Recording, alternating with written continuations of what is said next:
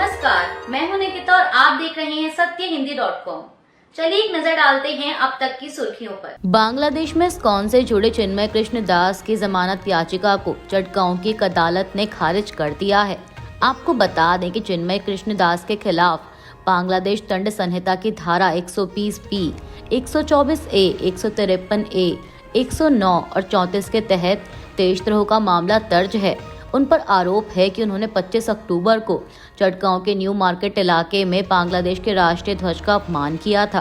दरअसल आपको बता दें कि बांग्लादेश में शेख हसीना सरकार के पतन के बाद से आरोप लग रहे हैं कि बांग्लादेश में अल्पसंख्यकों पर हमले बढ़ गए हैं और अल्पसंख्यकों पर हुए कथित हमले के खिलाफ चिन्मय कृष्ण दास कई विरोध प्रदर्शन में शामिल हुए थे। केंद्रीय कृषि मंत्री शिवराज सिंह चौहान की चिट्ठी का दिल्ली की मुख्यमंत्री आतिशी ने जवाब दिया है। उन्होंने कहा कि भाजपा का किसानों के बारे में बात करना वैसे ही है जैसे दाऊद अहिंसा पर प्रवचन दे रहा हो। जितना बुरा हाल किसानों का भाजपा के समय हुआ उतना कभी नहीं हुआ। मुख्यमंत्री ने कहा कि पंजाब में किसान आमरण अनशन पर बैठे हैं। प्रधानमंत्री नरेंद्र मोदी से कहिए उनसे बात करें। बीजेपी राज में किसानों पर गोलियां लाठियां चलाई गईं। किसानों से राजनीति करना बंद करो। आपको बता दें कि इससे पहले केंद्रीय कृषि मंत्री शिवराज सिंह चौहान ने कहा था कि दिल्ली में आम आदमी पार्टी की सरकार किसानों के प्रति बेहद उदासीन है। किसानों के लिए आम आदमी पार्टी की दिल्ली सरकार में कोई संवेदना नहीं है। दिल्ली में केजरीवाल और आतिशी ने कभी किसानों के हित में उचित निर्णय नहीं लिए। केजरीवाल ने हमेशा चुनावों से पहले बड़ी बड़ी घोषणाएं कर राजनीतिक लाभ लिया है। उन्होंने कहा कि केजरीवाल ने सरकार में आते ही जनहितैषी निर्णयों को लेने के स्थान पर अपना रोना रोया। 10 वर्षों से दिल्ली में आम आदमी पार्टी की सरकार है, लेकिन पूर्व मुख्यमंत्री केजरीवाल ने हमेशा किसानों के साथ केवल धोखा किया है। महाराष्ट्र की राजनीति में एक बार फिर बड़ी हलचल देखने को मिल सकती है। दरअसल मुंबई में पीएमसी चुनाव में पुणे में उद्धव ठाकरे की पार्टी के लिए मुश्किलें खड़ी होती दिख रही हैं। मीडिया रिपोर्ट्स के मुताबिक पुणे में शिवसेना यूबीडी के 5 नगर सेवक मुख्यमंत्री देवेंद्र फडणवीस के संपर्क में हैं और जल्द ही भाजपा में शामिल हो सकते हैं। मीडिया रिपोर्ट्स के मुताबिक पुणे नगर निगम में 10 नगर सेवक उद्धव ठाकरे गुट के थे। हालांकि शिवसेना के बंटवारे के बाद नाना भंगीरे ने एकनाथ शिंदे का साथ दिया। इसके अलावा विधानसभा चुनाव में टिकट पाने के लिए अविनाश साल्वे कांग्रेस में शामिल हो गए थे। अब ऐसे में उद्धव ठाकरे गुट के 8 ही नगर सेवक बचे और अब इनमें से भी 5 और नगर सेवक भाजपा में शामिल होने की तैयारी कर रहे हैं, जो कि उद्धव ठाकरे के लिए बड़ी समस्या बन सकती है। कांग्रेस नेता गौरव गोगोई ने गुरुवार को असम के मुख्यमंत्री हेमंत बिस्वा शर्मा पर कटाक्ष किया कि उन्होंने देश के सबसे अमीर मुख्यमंत्रियों में से एक माना गया है। गोगोई ने कहा कि शर्मा ने वादा किया था कि असम विकास के मामले में भारत के शीर्ष 5 राज्यों में शामिल होगा, लेकिन वहीं वह खुद शीर्ष 5 सबसे अमीर मुख्यमंत्रियों में से एक बनने की कगार पर हैं। आपको बता दें कि एसोसिएशन फॉर डेमोक्रेटिक रिफॉर्म्स द्वारा सोमवार को जारी की गई एक रिपोर्ट में सबसे अमीर मुख्यमंत्रियों की रैंक दी गई है। जम्मू कश्मीर के मुख्यमंत्री उमर अब्दुल्ला ने एक प्रेस कॉन्फ्रेंस को संबोधित करते हुए कहा कि हमें उम्मीद है कि जम्मू कश्मीर का केंद्र शासित प्रदेश बने रहना सिर्फ एक अस्थायी चरण है। हमें यह भी उम्मीद है क्योंकि यहाँ के लोगों ने चुनावों में सक्रिय रूप से भाग लिया है, इसलिए उन्हें बदले में कुछ मिलना चाहिए। मुख्यमंत्री ने कहा कि केंद्र सरकार द्वारा जम्मू कश्मीर के लोगों से किए गए प्रमुख वादों में एक वादा राज्य का दर्जा बहाल करना है और हमें उम्मीद है कि इसमें अधिक समय नहीं लगेगा। टीएमसी महासचिव अभिषेक बनर्जी ने भाजपा पर निशाना साधते हुए कहा कि मणिपुर के लोगों ने 2024 में केंद्र की सत्ताधारी सरकार को करारा जवाब दिया है। वे फिर से करारा जवाब देंगे। जिस तरह से उन्होंने मणिपुर और पूरे पूर्वोत्तर को नजरअंदाज किया है, वह कुछ ऐसा है जिसे 140 करोड़ भारतीयों ने देखा है। भाजपा ने देखा है कि कैसे मणिपुर के लोगों ने उन्हें सबक सिखाया है। टीएमसी नेता ने कहा कि उन्हें बहुत पहले ही दौरा करना चाहिए था। मणिपुर में जो अराजकता चल रही है वह पिछले 20 महीनों से चल रही है। गृह मंत्री या देश के नेता के तौर पर यह आपका कर्तव्य है कि आप वहां जाएं और लोगों की समस्याएं सुनें, सिर्फ इसलिए कि यह एक छोटा राज्य है और इसमें 2 लोकसभा सीटें हैं। राज्य को जानबूझकर नजरअंदाज किया गया है।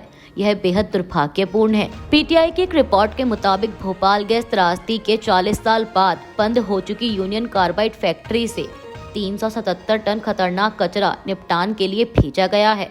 बुधवार रात को 12 सीलबंद कंटेनर ट्रकों में जहरीला कचरा मध्य प्रदेश की राजधानी भोपाल से 250 किलोमीटर दूर धार जिले के पीथमपुर औद्योगिक क्षेत्र में ले जाया गया। भोपाल गैस त्रासदी राहत एवं पुनर्वास विभाग के निदेशक स्वतंत्र कुमार सिंह ने बताया कि कचरा ले जा रहे 12 कंटेनर ट्रक रात करीब 9 बजे बिना रुके यात्रा पर निकल पड़े। उन्होंने बताया कि वाहनों के लिए धार से लेके पीथमपुर औद्योगिक क्षेत्र तक करीब 7 घंटे की यात्रा के लिए ग्रीन कॉरिडोर बनाया गया था। आम आदमी पार्टी प्रमुख अरविंद केजरीवाल ने राष्ट्रीय स्वयंसेवक संघ के प्रमुख मोहन भागवत को बुधवार को एक पत्र लिखा है। पार्टी प्रवक्ता प्रियंका कक्कड़ ने समाचार एजेंसी पीटीआई से इसकी पुष्टि की। इस पत्र में केजरीवाल ने मोहन भागवत से सवाल किया, मीडिया में खबरें चल रही हैं कि आरएसएस दिल्ली चुनावों में बीजेपी के लिए वोट मांगेगा, क्या ये सही है? इसके पहले लोग आपसे जानना चाहते हैं कि पिछले दिनों बीजेपी ने जो गलत हरकतें की, क्या आरएसएस उनका समर्थन करता है? अरविंद केजरीवाल ने इस पत्र में मोहन भागवत से 3 सवाल किए हैं। पहला, बीजेपी के नेता खुलकर पैसे बांटकर वोट खरीद रहे हैं, क्या आरएसएस वोट खरीदने का समर्थन करता है? दूसरा, बड़े स्तर पर गरीब, दलित, पूर्वांचली और झुग्गी में रहने वालों के वोट कटवाने का प्रयास किया जा रहा है, जबकि ये लोग कई सालों से यहाँ रह रहे हैं। क्या आरएसएस को लगता है कि ऐसा करना भारतीय जनतंत्र के लिए सही है? तीसरा सवाल, क्या आपको नहीं लगता कि बीजेपी इस तरह भारतीय जनतंत्र को कमजोर कर रही है? भाजपा की जम्मू कश्मीर इकाई ने बुधवार को यहां बिना किसी दूरदर्शिता और दिशाहीन सरकार चलाने के लिए नेशनल कॉन्फ्रेंस पर निशाना साधा और उस पर पानी, बिजली, नौकरियों की कमी, पर्यटन और प्रमुख विकास परियोजनाओं जैसे महत्वपूर्ण सार्वजनिक मुद्दों को संबोधित करने में विफल रहने का आरोप लगाया। इसके साथ ही भाजपा ने जम्मू कश्मीर में अपनी बढ़ती लोकप्रियता और विकास पहलों पर भरोसा जताते हुए कहा कि पार्टी 2025 में और मजबूत होकर उभरेगी और शहरी, स्थानीय निकाय और पंचायत चुनावों सहित आगामी चुनावों में जीत हासिल करेगी। जम्मू कश्मीर भाजपा के मुख्य प्रवक्ता सुनील सेठी ने कहा कि नेशनल कॉन्फ्रेंस एक ऐसी सरकार चला रही है जो बिना किसी दूरदर्शिता और दिशाहीन दोनों है। पार्टी सार्वजनिक महत्व के सभी मोर्चों पर पूरी तरह विफल रही है और अपने घोषणा पत्र में किए गए चुनावी वादों को पूरा नहीं कर पाई है। मणिपुर के मुख्यमंत्री एन बीरेन सिंह द्वारा पूर्वोत्तर राज्य में जातीय संघर्ष के लिए माफी मांगने के एक दिन बाद वरिष्ठ कांग्रेस नेता अशोक गहलोत ने बुधवार को कहा कि केवल माफी मांगना पर्याप्त नहीं है, क्योंकि अगर सिंह स्थिति को संभालने में विफल रहे तो उन्हें अपने पद से इस्तीफा दे देना चाहिए था। राजस्थान के पूर्व मुख्यमंत्री गहलोत ने मणिपुर की अनदेखी करने के लिए प्रधानमंत्री नरेंद्र मोदी और केंद्रीय गृह मंत्री अमित शाह पर भी हमला बोला। उन्होंने पत्रकारों से कहा कि मुख्यमंत्री ने लोगों से माफी मांगी है, लेकिन यह माफ किए जाने लायक नहीं है। मणिपुर में जो हुआ वह देश के इतिहास में किसी अन्य राज्य में नहीं हुआ, लेकिन केंद्र ने कुछ नहीं किया। प्रधानमंत्री मोदी ने मणिपुर का दौरा भी नहीं किया। नए साल के शुरुआती घंटों में अमेरिका के न्यू ऑर्लिन्स में एक ट्रक भीड़ को रौंदते हुए लोगों के बीच घुस गया और इस हादसे में 15 लोगों की मौत हो गई है। वहीं करीब 30 लोग घायल बताए जा रहे हैं। मीडिया रिपोर्ट्स के मुताबिक यह हादसा उस वक्त हुआ जब एक शख्स ने न्यू ऑर्लिन्स के फ्रेंड क्वार्टर के बॉर्बन स्ट्रीट में कार को भीड़ के ऊपर चढ़ा दिया। बता दें कि यह सड़क नाइट लाइफ के लिए जानी जाती है। यहाँ कई बार, क्लब और रेस्टोरेंट हैं। माना जा रहा है कि जिस समय यह हादसा हुआ उस वक्त लोग नए साल का जश्न मनाने के लिए बड़ी संख्या में यहाँ मौजूद थे। अमेरिका के न्यू ऑर्लिन्स में हुए हादसे पर राष्ट्रपति जो बाइडेन ने प्रतिक्रिया देते हुए हमलावर के बारे में दावा किया कि वह चरमपंथी संगठन आईएस से प्रभावित था। बाइडेन ने प्रेस कॉन्फ्रेंस कर बताया कि अमेरिकी जांच एजेंसी एफबीआई ने उन्हें कहा कि अभियुक्त ने हमले से पहले सोशल मीडिया पर वीडियो अपलोड किए थे। इससे संकेत मिलता है कि वह आईएस से प्रभावित था और उसकी इच्छा लोगों की हत्या करना था। बाइडेन ने कहा कि जांच एजेंसी इस बात की भी जांच कर रही है कि अभियुक्त के साथ कोई और भी मिला हुआ था कि नहीं। वहीं मामले पर पुलिस ने बताया कि ड्राइवर ने जानबूझकर ट्रक को भीड़ में घुसा दिया और उसके बाद गाड़ी के अंदर से फायरिंग भी शुरू कर दी।